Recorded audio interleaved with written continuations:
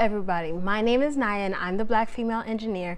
I provide content for new and aspiring software engineers, and today we're going to be talking about GitHub ReadMes. Now, if this is not your first video, make sure you hit that subscribe button. It really helps me out. It really helps support my channel. And so also make sure you follow me on Instagram. You can engage with me more there. And so yeah, let's just build this community. Now, the GitHub project we are going to be working with is an old project of mine while I was going through coding bootcamp. It's called Piggy for Piggy Bank. It was a financial literacy web app where people would track their expenses and then see like a chart auto-populate of the proportions of their expenses going to where and all of that. So yeah, we're gonna work with that. So let's get to it.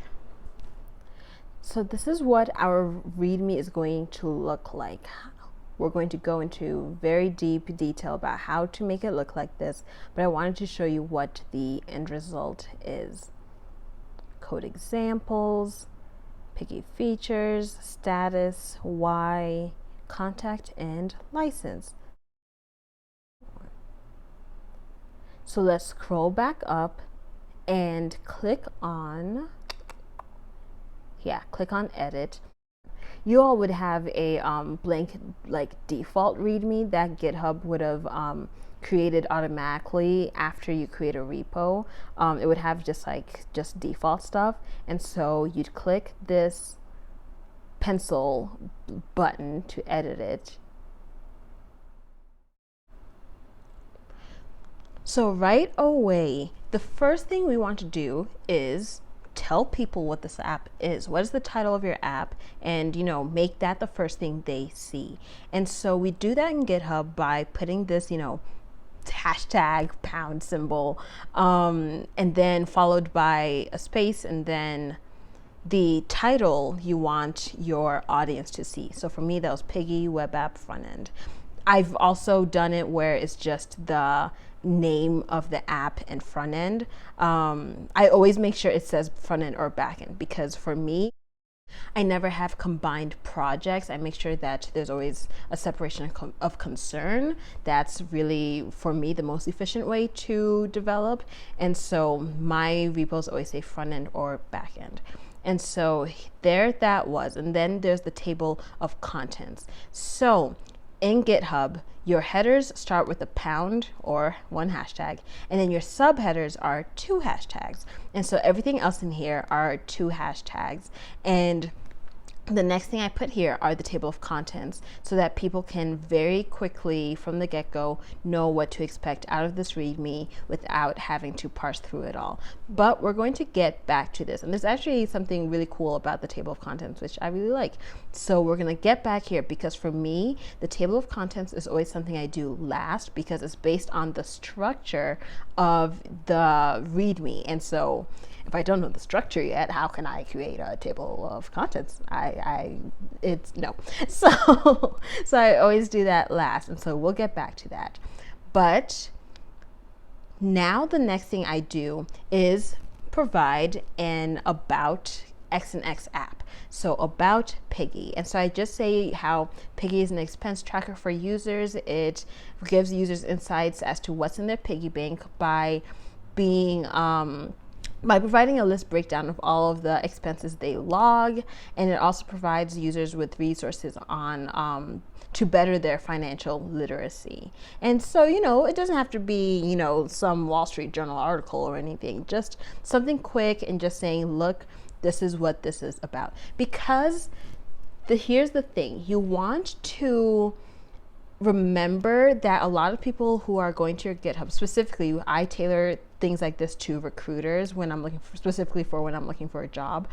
And recruiters don't have the time to open the app and try it out themselves and go into their code base, especially because a lot of recruiters aren't engineers themselves, so they likely don't know how to deal with all of this. And so I try to just provide them with all the information they need on my apps, on my projects, without them actually needing to go into the code. Same thing with people who would interview you. Those people may be engineers, maybe project managers, so they may have the better abilities to actually go through your code and things like that. But still, odds are they won't. So just provide them with something easy to look at and just see what you're about. And so on that theme, the next thing I would always provide was a walkthrough video of my app. I would film the walkthrough the same way I'm doing here, just putting, QuickTime Player, screen record, and hitting play. And I would really the video is always just me using it. I wouldn't really explain like the technologies I use. I wouldn't really explain anything. I would just be a user providing and showing what the user experience would look like. So they'd be very quick videos, 1 to 3 minutes, depending on how big the app was.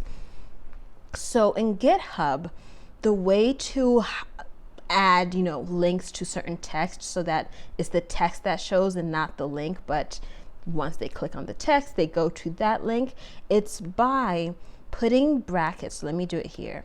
It's by putting text within brackets. So you can say click me if you wanted a link that said that, and then if you wanted it to go to google.com, something like that. And that's how you do it. You would put the URL within parentheses. Make sure you don't have a space. Having a space changes the ability for it to be linked. So you wouldn't put a space, just back to back. And so I can show you what this now looks like. Let's see. Let's zoom out a little tiny bit. Okay, so you see now, click me. And I'm not going to click it because we haven't saved certain changes and it might mess things up. So yeah, now you can say click me, and you see how there's no link being shown or anything, no URL being shown. Yeah, so that's something really cool about GitHub that I really, really like. And so I use that really everywhere. Where were we? Oh, right here. So yeah, you have the click me right here, but I'll take it out for now. So the next thing I do is provide a list of technologies that I used in creating this front end portion or back end portion, depending on what portion you're on. For me, it's front end. So defining the technologies I used, the languages I used, the frameworks I used. For me, this was built in vanilla JavaScript, so I didn't use any frameworks like React, Angular, Vue. I didn't use any of those. It was just JavaScript. And so I put JavaScript, ES6, and then HTML, CSS. And I wanted to put the versions there just so this ReadMe withstands the test of time, and I always know what version I used, no matter how long time goes by, things like that. Because that affects, certain variables and scope and functions and things like that, what version you use. So that's why I put that there. But yeah, if I had used a framework, I also would have included, React and Angular and things like that.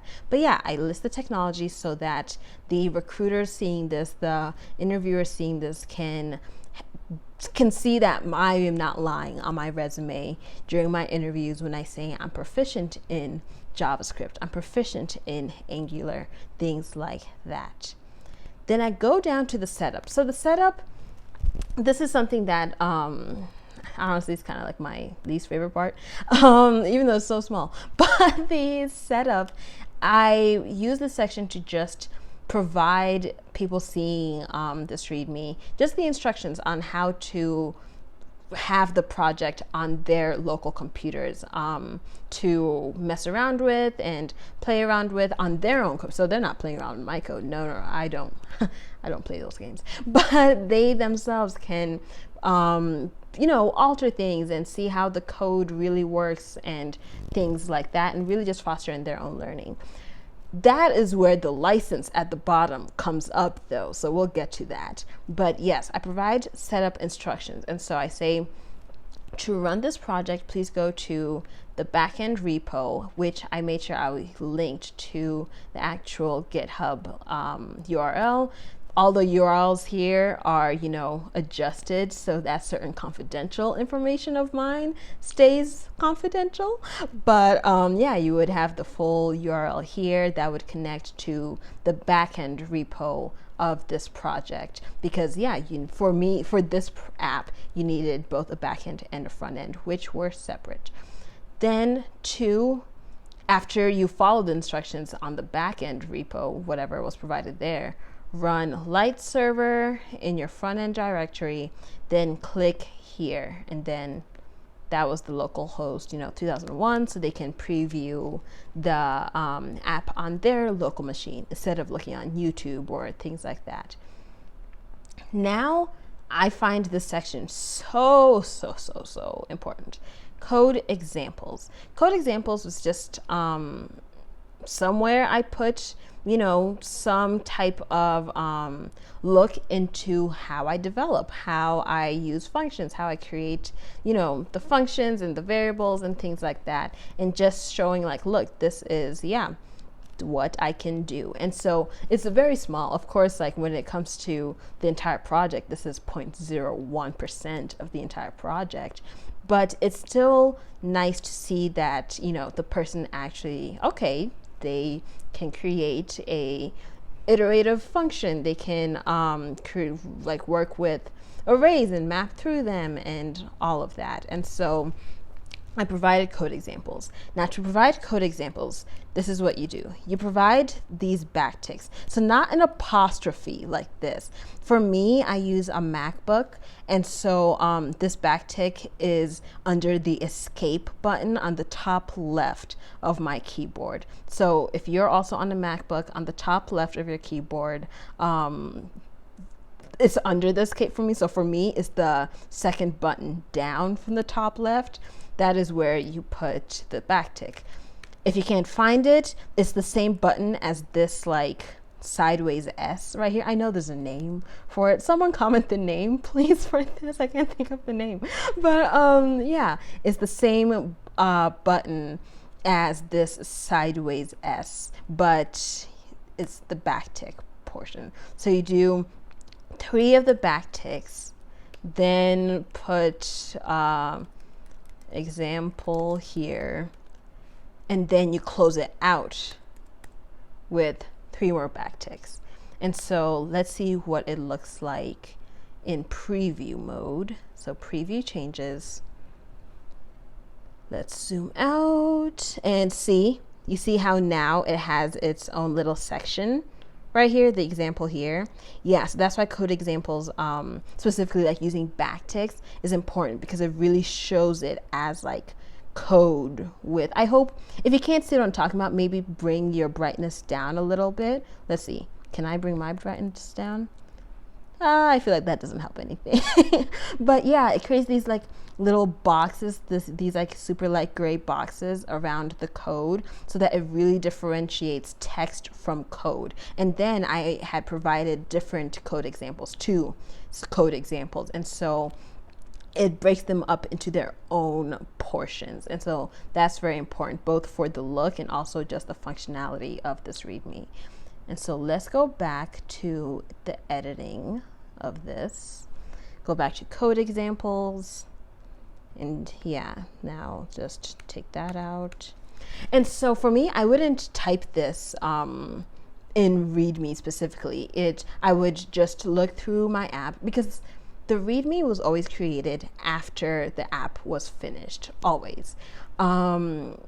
If I was eager, I would maybe put an about, but really nothing else, because the thing is, you think you're creating one app, and then a month goes by and you're finished and you realize it's a whole different app. And so it's just better to leave things like READMEs and all of that to the very end, so that you're not in this loop of constantly editing your READMEs and all of these different things.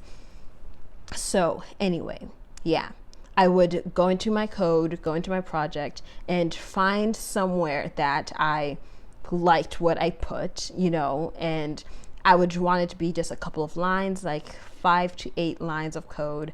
And yeah, make sure it was as efficient as possible. Something to say like, look, like I write decent code for the level I'm in or something like that.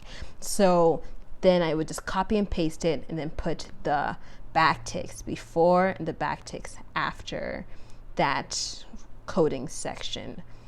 And so I did 2 different examples, so that's why there's the 2 sets of the backticks. I hope that made sense. I really, really hope it did. But no, we're just moving along here. So next we have the Piggy features. This was where I provided the reader with what to expect with this app. So input and track expenses, visualize expenses through a colored donut chart, and then provide finance and budgeting resources. Then I provided a to-do list part of the Piggy features because I wanted to also just show that I have plans for this app. I don't consider myself done. I never, with specifically app development, I never consider myself done. It's app development, and just development in general is something that you can constantly go at over and over. So I always provided a to-do list, and for here it was add expense breakdown options, labeling expense type. Status completed. This app is built to carry out the CRUD framework. CRUD, so CRUD stands for create, read, update, delete. Basically well, maybe not every app, but basically the core of most apps is to carry out the CRUD framework. If you think about Facebook, Instagram, blogs, you want to be able to create a post, read other people's posts, update your own posts or your own, wall, or your own, update pictures, update any things like that, or delete pictures, delete posts, delete blog posts. So that's really the base of, I say kind of every app, but I may be wrong with every, but with most apps, that's the base you always want to see. So yeah, I say this app is built to carry out the CRUD framework. Then down here, I say why I decided to create this specific app, and it's the same thing I shared with you all just moments ago, because I care about financial literacy as a finance major myself, and so I wanted to provide a resource for individuals to do the same, to be their best selves when it comes to money habits and things like that. Then at the bottom here is some of the most important portions. I would put a contact field in which I linked my name to my LinkedIn. So created by, and then my name in the brackets, because I wanted it to directly link to my LinkedIn. And so like my LinkedIn URL, so it would be / Naya, something like that. And so then in the actual README, they'd be just able to click on my name and it would take them to my LinkedIn. Then license. So the license part is what allows other viewers, other readers to use your code, to develop with your code, but also say hey, you can't just steal this, or you can, maybe they can, and that's okay with you. I personally don't play those games, but saying yeah, you can use this, but at the end of the day, this is my work. You can use it for your own learning and development and things like that, but this is my work.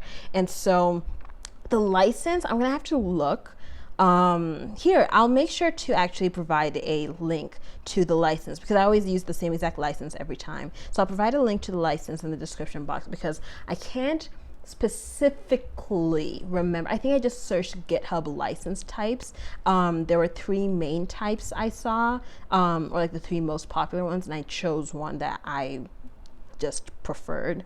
But yeah, I'll link the license down in the description box. That way it's just one less thing for you all to do.